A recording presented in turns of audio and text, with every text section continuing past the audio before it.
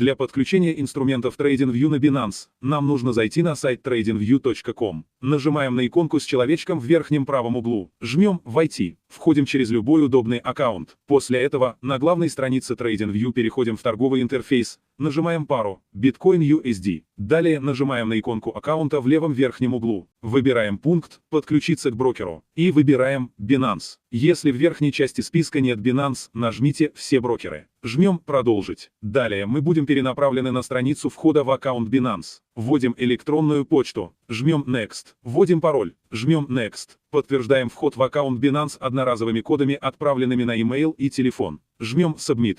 Предоставляем TradingView доступ к нашему аккаунту Binance. Жмем Continue. Открываем мобильное приложение Binance. На главной странице нажимаем кнопку «Фьючерсы». Переходим в график. В левом нижнем углу нажимаем «Больше». Выбираем пункт «Режим графика». Ставим галочку на пункте TradingView. Возвращаемся в график. Пользуемся всеми функциями и инструментами TradingView.